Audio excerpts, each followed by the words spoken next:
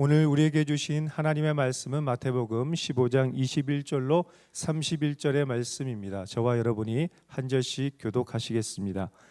예수께서 거기서 나가사 두로와 시돈 지방으로 들어가시니 가나안 여자 하나가 그 지경에서 나와서 소리질러 이르되 주 다윗의 자손이여 나를 불쌍히 여기소서 내 딸이 흉악하게 귀신 들렸나이다 하되 예수는 한 말씀도 대답하지 아니하시니 제자들이 와서 청하여 말하되 그 여자가 우리 뒤에서 소리를 지르오니 그를 보내소서.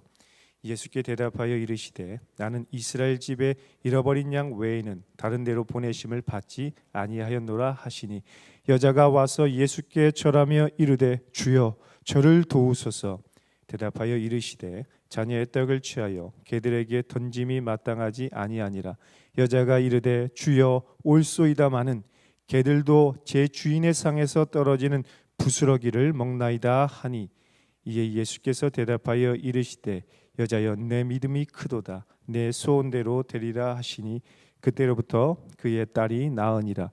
예수께서 거기서 떠나사 갈릴리 호숫가에 이르러 산에 올라가 거기 앉으시니 큰 무리가 다리 저는 사람과 장애인과 맹인과 말 못하는 사람과 기타 여럿을 데리고 와서 예수의 발 앞에 앉힘에 고쳐주시니 함께요 말 못하는 사람이 말하고 장애인이 온전하게 되고 다리 저는 사람이 걸으며 맹인이 보는 것을 무리가 보고 놀랍게 여겨 이스라엘의 하나님께 영광을 돌리니라. 아멘. 욕심은 우리 마음의 생각 중에 나오는 악한 생각 중에 하나입니다. 지나친 욕심은 우리의 삶을 뒤흔들고 반역한 아도니아처럼 모든 관계를 파국으로 이끌어 갑니다. 그래서 욕심을 경계해야 합니다. 그런데 우리가 욕심을 부려야 될 두 가지의 영역이 있습니다. 그것은 하나님을 전심으로 사랑하는 것과 그리고 온전히 믿는 것입니다. 그래서 우리가 하나님을 사랑하는 것 그리고 믿음에 대해서는 그 누구보다 욕심쟁이가 되어야 할 것입니다. 왜냐하면 믿음이 없이는 하나님을 기쁘시게 할 수도 없고 믿음이 없이는 구원도 없으며 믿음이 없이는 하나님의 기적과 은총도 경험할 수 없기 때문이죠. 그래서 우리에게 있어서 가장 중요한 것 중에 하나는 믿음이라고 할 수가 있겠습니다. 오늘 본문은 믿음의 대가들과 가나안 여인의 그 믿음을 대조하면서 진짜 믿음이 무엇인지 우리에게 보여주고 있습니다. 믿음의 대가와 표본이라고 알려진 예루살렘의 종교 지도자들과 예수님께 배척당하는 이 가나안 여인의 모습을 대조하면서 진짜 믿음이 무엇인지 보여주고 있는 것이죠. 예루살렘의 종교 지도자들의 모습은 어땠습니까? 그들은 장로들의 유전과 정결법, 그러니까 자신의 전통과 관습을 지키는 것이 믿음의 삶이라고 착각하며 살았습니다. 그들에게 있어서 믿음으로 살아간다는 것은 대대로 전해온 장로들의 유전과 전통을 지키는, 그러니까 레위기의 정결법을 지키는 외적인 거룩이라고 생각한 것이죠. 내면과 영혼의 문제가 아니라 단지 입으로 먹고 마시는 것, 손을 얼마나 깨끗하게 정결하게 씻느냐가 그들의 믿음의 척도였다라는 것입니다. 이러한 그들의 믿음은 자기 의와 자기 만족을 드러내는 것일 뿐 주님이 기뻐하시는 믿음, 주님이 인정하는 믿음은 아니었습니다. 오히려 오늘 예수님께 문전박대를 당하고 배척을 당하는 가나안 여인의 모습 속에서 진실한 믿음이 나타나고 있는 것이죠. 21절과 22절의 말씀 함께 보겠습니다. 예수께서 거기서 나가사 두로와 시돈 지방으로 들어가시니 가나안 여자 하나가 그 지경에서 나와서 소리질러 이르되 주 다윗의 자손이여 나를 불쌍히 여기소서 내 딸이 흉악하게 귀신 들렸나이다 하네. 여기서 우리는 여인의 간절하고 절박한 그 애절한 마음을 느낄 수가 있습니다. 사랑하는 딸이 귀신 들려서 고통당하는 것을 참아 볼 수 없었습니다. 예수님께 나오는 이 여인의 마음은 어땠을까요? 가장 애절한 그 모성애를 가지고 예수님께 나온 것입니다. 아마도 이 여인은 엄마로서 할 수 있는 일은 다 해봤을 것입니다. 모든 방법, 모든 수단을 다 동원해서 내 딸을 고칠 수만 있다면 심지어 내 영혼까지라도 내어줄 수 있겠다. 내가 귀신이 들리고 내 딸의 자유함을 얻었으면 좋겠다. 라는 그런 마음을 가졌을 것입니다. 하지만 모든 방법을 다 동원해도 아무것도 할 수가 없었습니다. 오늘 여러분 가운데 혹시 그런 분들이 있지 않습니까? 모든 방법을 다 동원했고 모든 수단을 다 동원해도 아무것도 할 수 없는 그런 절박함을 느끼는 분들이 있지 않습니까? 그렇다면 오늘 이 말씀은 여러분에게 주시는 하나님의 말씀입니다. 오늘 이 여인은 어느 날 한 가지 복음을 듣기 시작합니다. 나사렛 예수라는 분에게 나아가면 내 딸이 치유를 받을 수 있다는 복음을 들은 거예요. 그런데 너무나 감사하게도 그 예수라는 분이 내가 살고 있는 이 지경으로 나왔다라는 소식을 듣기 시작했습니다. 아마 한 걸음에 달려갔겠죠. 그리고 예수님을 향해서 주 다윗의 자손이여라고 외치고 또 외치면서 내 딸을 고쳐달라고 그렇게 부르기 시작했습니다. 지금 이 여인은 그 누구보다 간절하고 그 누구보다 절박한 마음으로 예수님의 이름을 부른 거예요. 아마 우리가 가나안 여인이라도 이 여인처럼 예수님의 이름을 그렇게 절박하게 부르고 또 부르고 불렀을 것입니다. 그만큼 간절하고 절박했기 때문이죠. 사랑하는 여러분, 오늘 우리의 삶 가운데 이렇게 간절하고 절박한 순간이 찾아올 때가 있을 것입니다. 어쩌면 지금 그 순간이 바로 그런 시간일지도 모르겠습니다. 그때 이 문제를 해결하는 유일한 대답은 예수님께 나아가는 것입니다. 가장 절박하고 가장 간절한 마음으로 주님께 나아가는 것이 믿음의 시작인 것입니다. 그리고 주님께서는 이 믿음을 기뻐하시는 거예요. 왜 그렇습니까? 우리 인생의 모든 문제들은 장로들의 전통과 유전을 지키는 것을 통해 해결되는 것이 아니라 나사렛 예수 그리스도의 이름을 붙잡는 것에서 시작되기 때문인 것입니다. 오늘 예수님께서 여러분의 간절한 기도의 제목에 응답해 주시는 놀라운 아침이 되길 예수님의 이름으로 축원합니다. 그런데 이상하게도 오늘 성경을 잘 살펴보면 이해할 수 없는 예수님의 모습을 볼 수가 있죠. 평소 우리가 알고 있는 예수님의 모습은 어떻습니까? 예수님은 참 선하고 따뜻한 분입니다. 예수님의 품은 굉장히 따뜻하고 예수님의 품은 항상 열려 있는 것 같습니다. 그런데 이상하게도 가나안 여인을 향한 예수님의 모습 속에서는 굉장히 냉정한 모습이 나타나고 있는 거예요. 23절의 말씀입니다. 예수는 한 말씀도 대답하지 아니하시니 제자들이 와서 청하여 말하되 그 여자가 우리 뒤에서 소리를 지르오니 그를 보내소서. 아멘.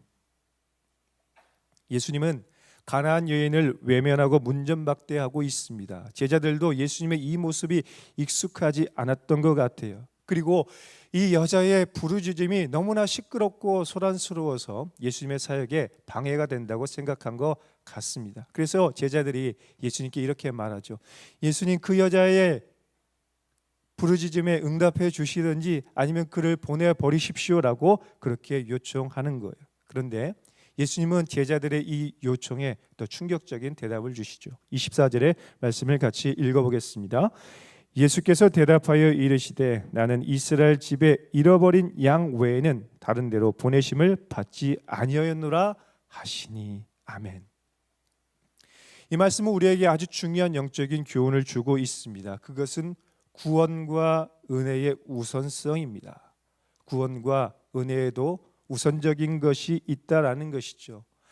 하나님의 백성인 이스라엘에게 먼저 하나님의 구원과 하나님의 은혜가 임하여야 한다는 것이 예수님의 대답이었습니다. 우리 자녀보다 타인의 자녀를 먼저 챙기지 않듯이 하나님의 백성인 이스라엘이 먼저 하나님의 구원과 은혜를 경험해야 한다는 것이 예수님의 대답이었습니다. 하지만 사실 이 말씀에는 숨겨진 영적인 의미가 있는 거예요. 그것이 무엇입니까? 진짜 잃어버린 양의 정체가 무엇인지 예수님께서 묻고 있는 거예요. 진짜 잃어버린 양의 정체는 혈통과 민족을 주장하고 전통과 관습을 주장하는 유대인이 아니라 신실한 믿음으로 주님께 나오는 그 사람이 진짜 잃어버린 양이라는 것을 예수님은 말씀해 주고 있는 것입니다. 그래서 오늘 가나안 여인을 향해 이해되지 않는 이 예수님의 모습은 진짜 잃어버린 양의 정체를 가르쳐 주시기 위한 예수님의 특별한 가르침이었다라는 것입니다. 사랑하는 여러분, 때로는 우리가 예수님의 말씀이 이해가 되지 않을 때가 있어요. 때로는 예수님께 섭섭할 때가 있습니다.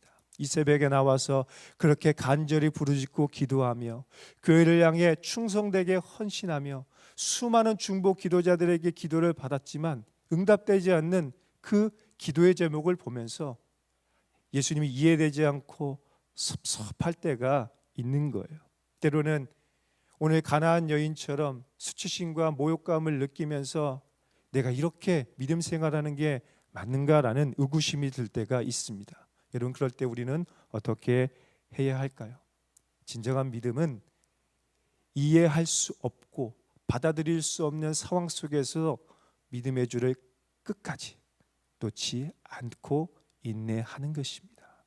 진짜 믿음은 내가 받아들일 수 없고 이해할 수 없는 그 순간에도 이 믿음의 줄을 끝까지 붙잡고 또 붙잡고 또 붙잡는 것입니다.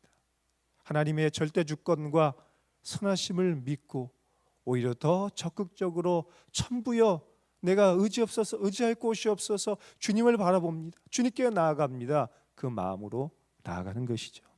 25절과 27절의 말씀을 함께 볼까요? 여자가 와서 예수께 절하며 이르되 주여 저를 도우소서. 대답하여 이르시되 자녀의 떡을 취하여 개들에게 던짐이 마땅하지 아니하니라. 여자가 이르되 주여 올소이다마는 개들도 제 주인의 상에서 떨어지는 부스러기를 먹나이다 하니 아멘. 가나안 여인은 이제 더 절박하고 간절한 마음으로 예수님께 엎드려서 간구하고 또 간구합니다. 주님 제발 도와주십시오. 주님 아니면 살아갈 길이 없습니다 라고 그렇게 간구합니다. 하지만 여전히 예수님은 여인을 향해서 이렇게 이야기합니다. 자녀의 떡을 개들에게 던져주는 것이 마땅하지 않다. 굉장히 충격적인 말처럼 들리지만 사실 이 말씀 속에 문제 해결의 실마리가 있는 거예요.